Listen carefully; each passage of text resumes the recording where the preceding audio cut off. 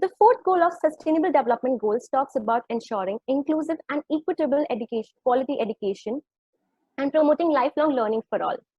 This goal covers multiple layers of domains needed to address in order to achieve it. With such vastness, it calls for different actors in the ecosystem to come together and work towards transforming education. One of the key players in the ecosystem are non-profit organizations or social entrepreneurs who are undertaking different approaches to ensure that every child gets access to quality education. Given the current scenario, it has been seen how these social entrepreneurs have come forward to ensure the continuity of education for the last mile. But with this, they're also facing several challenges, and to overcome them and sustain their efforts, they will require ecosystem support. On this note, I would like to invite Ms. Rohini Nilekani to open today's conference and share her insights on why, more than ever, it's important to support the social entrepreneurs in the education sector. Ms. Rohini is founder chairperson of Arghyam Foundation. She is also the co-founder and director of EkStep, which is a non-profit education platform. She is India's most prominent philanthropist and has been supporting multiple initiatives spearheading social welfare and sustainable development. Without taking any further time, I would like to invite her to commence the day. Over to you, ma'am. Namaste, everyone. How are you? I hope you are all safe and well. It's an honor to be able to be with all of you today. Unfortunately, not physically, but these are the times we live in. So at least we are able to come together from different parts of the country. So thank you to the Shibulal family for supporting this incubator. Thank you to Mantra for Change, Sanjay Purohit for inviting me here.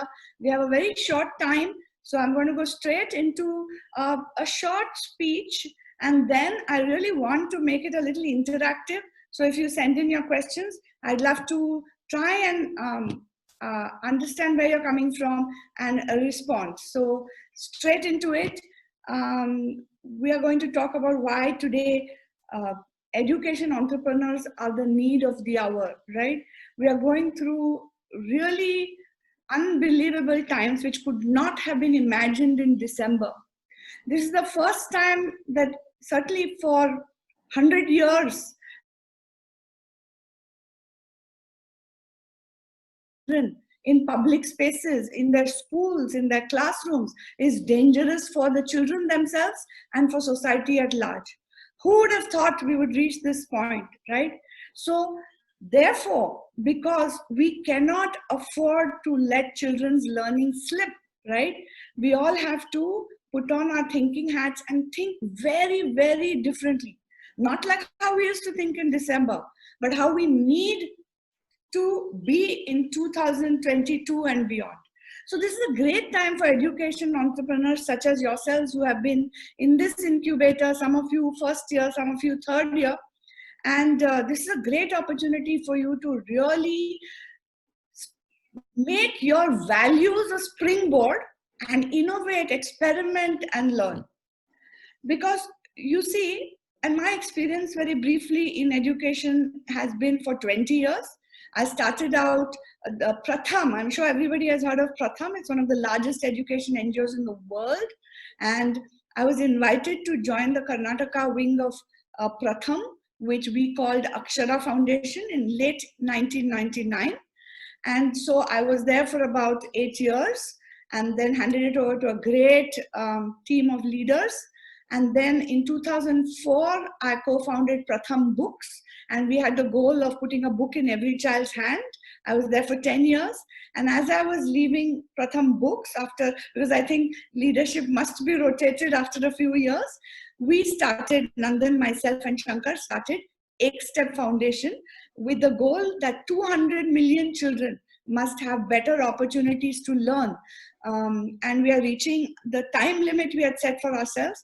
And I think we are going to be able to meet our goals. Also partly because COVID and the pandemic have thrown up new opportunities to create digital learning abilities, okay? Not just for the children, but for everybody around them.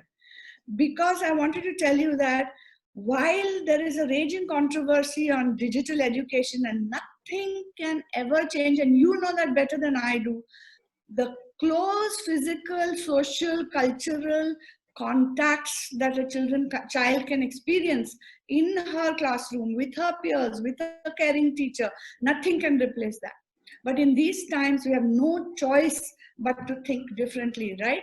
So that's where your work comes in. What can you do to keep that last child, whom I call the first child? Sometimes we say last child, but it's really the first child at the first mile, right? Whom we have to think of. In these times, millions of children don't have access. Millions of children are left behind. Millions of children are slipping in their learning. So what can we do to hold them? One opportunity, as far as I can see, and at Xstep, of course, working with the governments and the central government and the state government, we have created various tech-enabled platforms so that teachers can learn to develop better digital pedagogy, that they can learn better how to teach. So all that is going very well. But one more thing I wanted to tell you, this virus time has opened up a new possibility, that because children can't go to classrooms, because they can't meet their usual teachers, now everybody around the child can be a teacher too. And how do we enable the whole community to teach a child, right? So there are some opportunities for education entrepreneurs right now. How can we use online resources, not necessarily to stuff a child in front of a screen, but to use online resources for parents, grandparents, community helpers, siblings, whoever is right around the child in these times, to also keep the learning journey continuous. I've heard of some of your work and some of the breakthroughs some of you are making. You are learning how to make impact at little more scale. You're learning how to learn. You're learning how to fail in this incubator. And all those are going to be very valuable things as you step out into this very strange new world and undertake risk, define change, and take your values and your passion and your commitment and stretch it just a little further. Those were briefly the points I wanted to say. And to end, before I start taking questions from all of you, is, there is so much hope, even in times of despair. And to me, Samaj-based organizations, you are Samaj-based organizations, together we are all Samaj.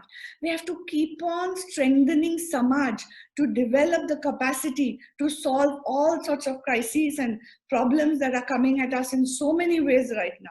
We have to become more resilient. We have to never lose hope, because things always will go wrong. But it is the effort of individuals and groups, especially at times like this, that take on leadership, that innovate, that sustain their commitment for positive change, that will light all the lamps and make this world brighter. Just one lamp like that I read about recently is a 73-year-old gentleman called Chinna Thumbi in the Idukki district of Kerala. And for years and years and years and years, in the middle of a forest, in a remote location, where the Muthavan tribals live, deep inside the forest, he has a little tea stall, which is also a library. It has hardly 200 books, but it has classics like books from Muhammad Bashir, or he has Silapatikaram, and all kinds of books which the tribals, even though they have such hard lives, they come and borrow. You have to pay 25 rupees as a membership fee and 2 rupees a month to borrow those books. They are not free. Sometimes you get a cup of tea as well when you borrow a book. But he has kept serious logs of who takes what books.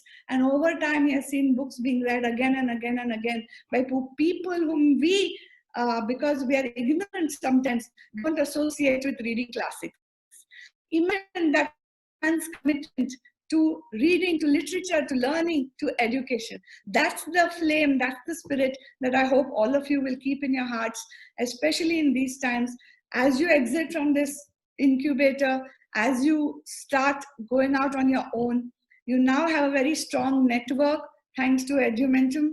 And I really hope that we can all keep sharing and learning from each other.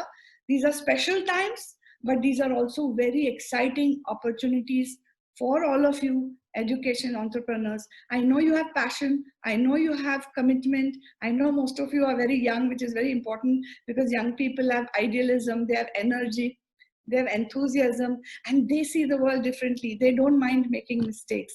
So keep at it, and I wish you very well. And I'll be really happy to take questions for the remaining time that we have.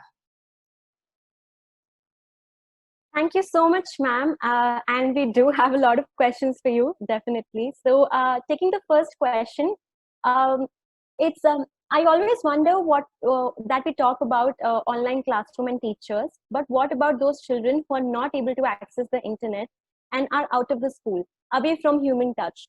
I really want to know your thoughts on this.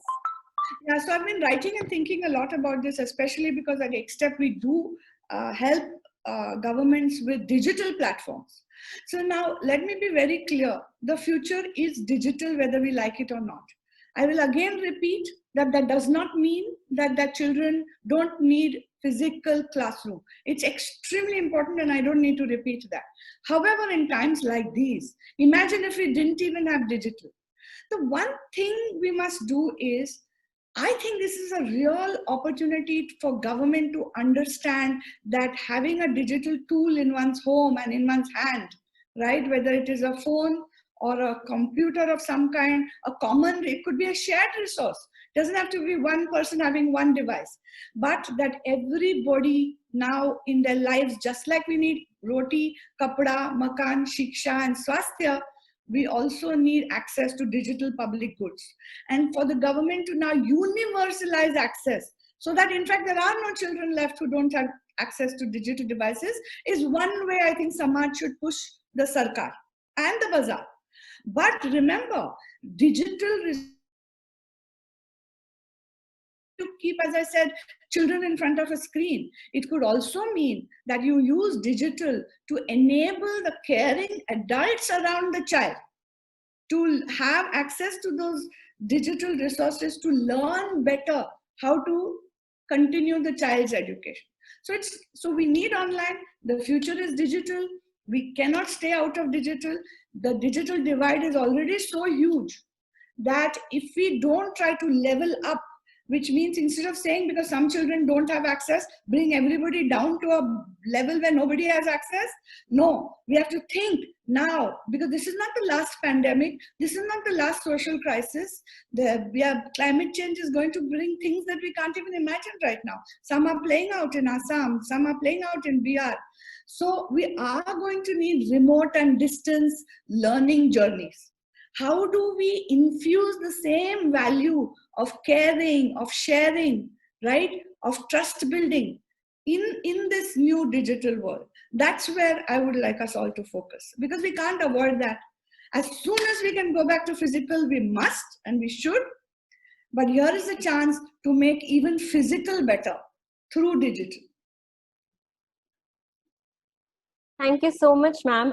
And definitely, I think this is the chance for all of us to innovate and see where digital world can take us.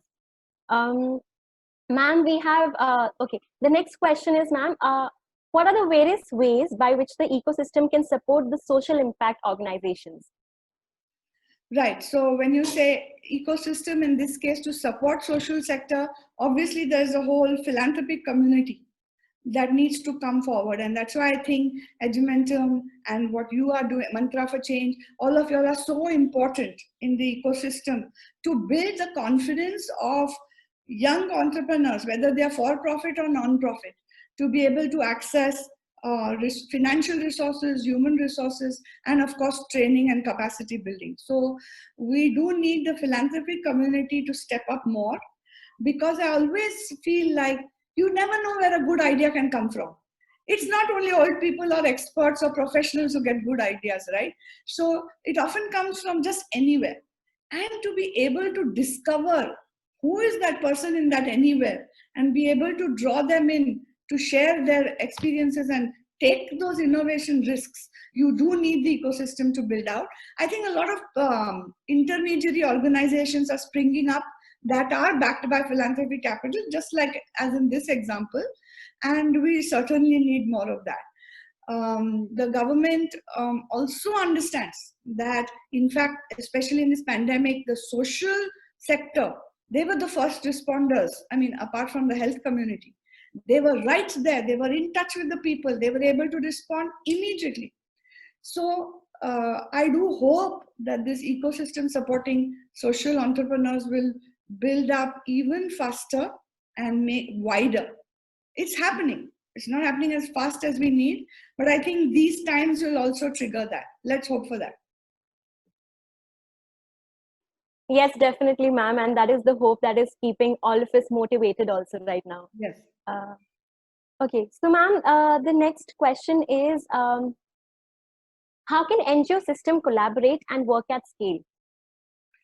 Yeah, so that's a very difficult process. Right? We all say we should collaborate. We all say we should do things at scale.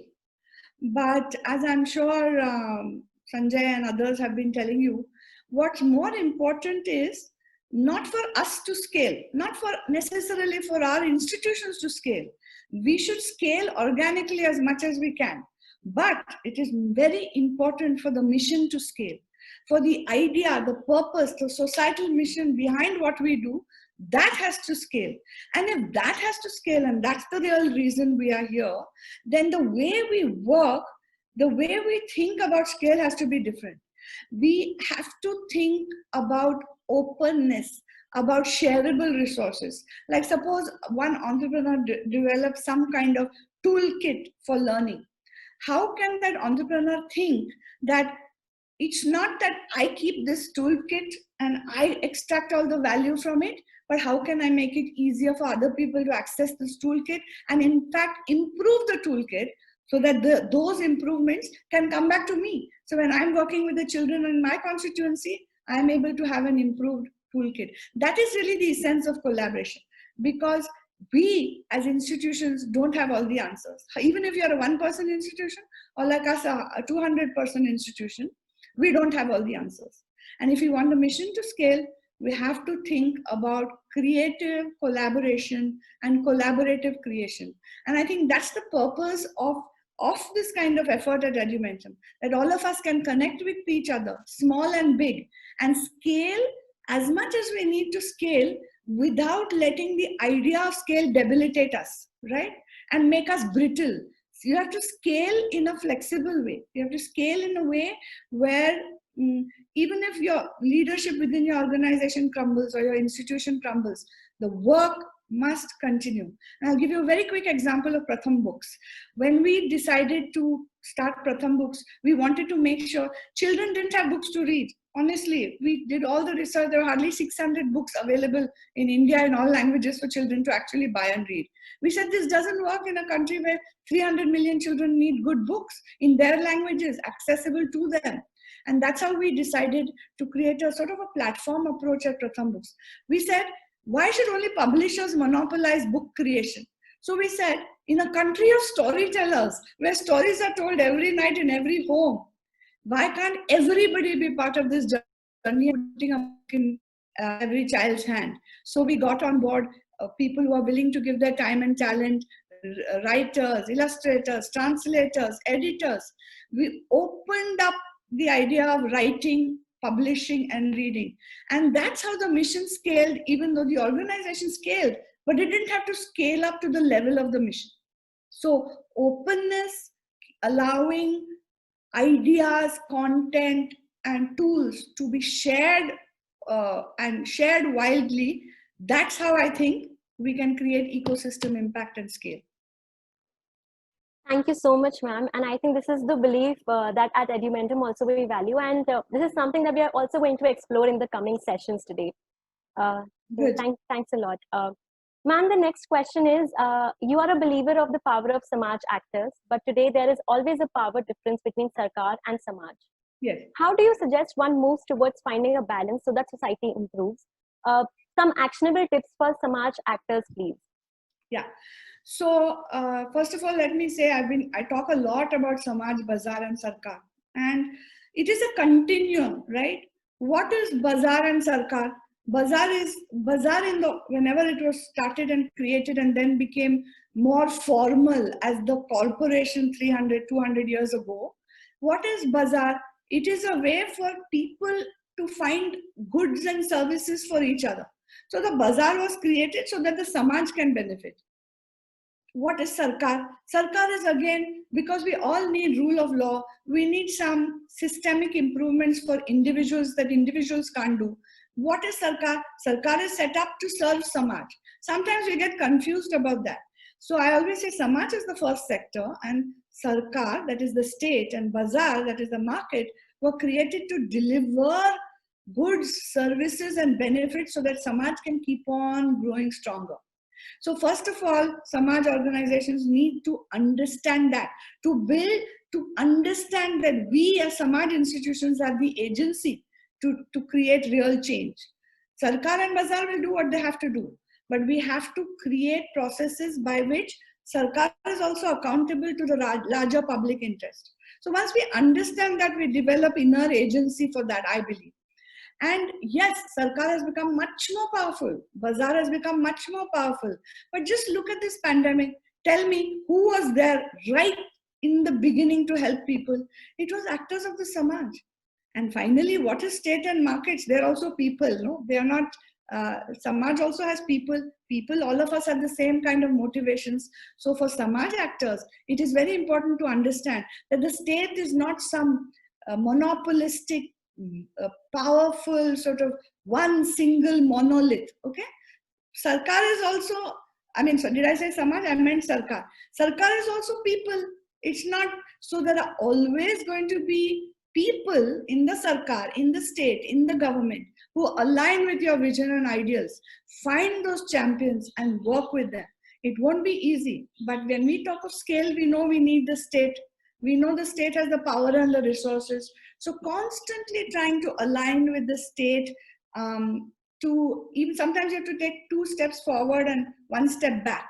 But you still need to find, believe me, in my 30 years in this sector, we have always found parts of the state more than willing to support us, to support our ideas, to support our work, to give us space inside the Sarkar system to work. So never lose hope on that, and never lose faith in the fact that Samaj is the first sector. We innovate, we bear risk, we are closest to the problem, and Sarkar will listen.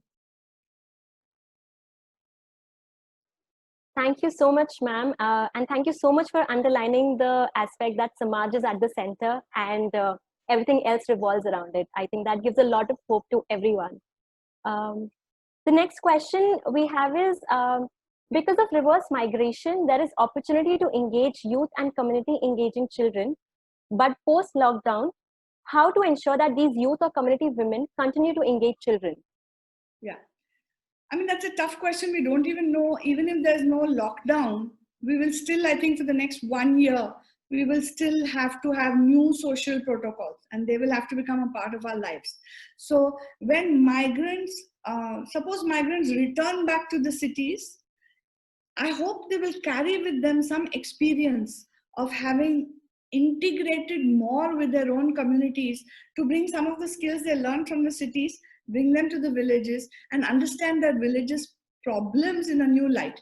Because now suddenly all of us are in the same boat together. So that gives a very different perspective for the migrant who went home and who is still in great economic hardship from what I've been reading in the data we are looking at. So, but I hope that in that perspective which has changed will come back even if they return to the urban areas. So in that sense, we will have a whole new generation of education champions to sort of see the potential to make learning groups from. So all of you entrepreneurs can start thinking and designing for that. And we are also going to be doing some thinking around that.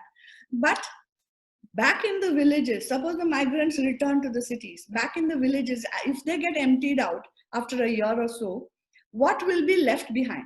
What have we created in this crisis to keep behind for people who are living there permanently to build themselves out of these hardships from? I think you have to focus on that. Again, learning tools. teaching tools, groups, stickiness of groups will keep the enthusiasm going, learning from each other, and keep a tight-knit group has to be formed, even if it is as small as 3 people and as large as whatever it can be. I think focusing on creating the social glue to keep the education of the child at the center of a community's response is going to make us successful. So thinking of how to create that stickiness, that glue, so that at least a few champions are continuously thinking, what did my child lose in these few months, and how can I help her to continue her learning journey? It's possible. Of course, it's possible. After the Latur earthquake, so many interesting social experiments started about education, about creating resilient earthquake-proof housing, about women's groups solidifying for so many actions to be taken. It's possible. Crises do create opportunities. Thank you so much, ma'am. And I think you highlighted a very important, and relevant topic, which is community. How community can take the ownership of education. And again, this is one of the topics that we are going to discuss in the sessions today. So, ma'am, in the interest of time, we'll take one last question, and the question is, what is the role of mature organizations in supporting young entrepreneurs in the social sector, especially given especially given the current situation where there are so many resource constraints? Yeah, no, I think that's a very good question.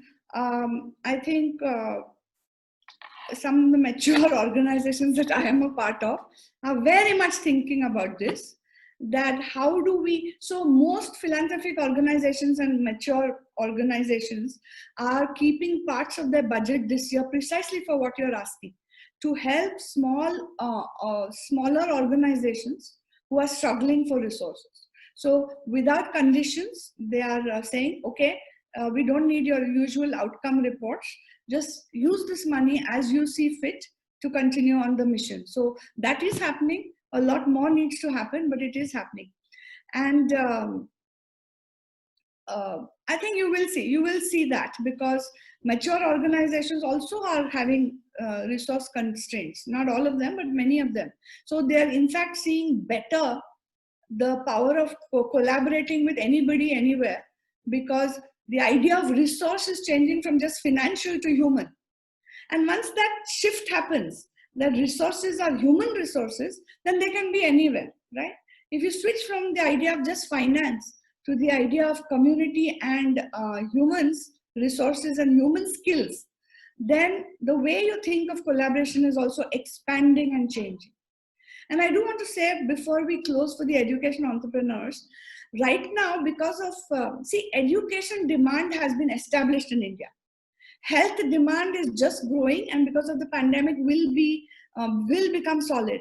And as we all know, health is a huge part of education in this country of ours, because we don't know, there are reports, there is research, but the what are called social determinants of education, right? It depends on the health of the child, it depends on the health of the household. So health is a very key social determinant for education outcomes. We all know that. So right now, because of the pandemic, a whole new language, people have begun to understand things that they had not thought much about, all of us, right? So for example, why diagnostics is so important, right? The idea that we better check every day if we have fever. A simple thing, a thermometer, right? It lets you know, is my temperature all right? Or those simple pulse oximeters lets you know, is my oxygen level all right? It's as if people have begun to understand the importance of diagnostic tools. This might be an opportunity, I believe, for education entrepreneurs to use that language of the health sector, which has now become ingrained in people, and bring it to the education sector. So for example, how do we create simple diagnostic tools for people to measure a child's learning in a very simple way, like the Asar tool, which Pratham has, which I think many of you will be familiar with. How can we design simple tools for the people around the child and for the child to do rapid assessments of learning loss and learning gain? So that's an opportunity, I think, that's coming, because people have understood measurements, simple measurements to stay healthy.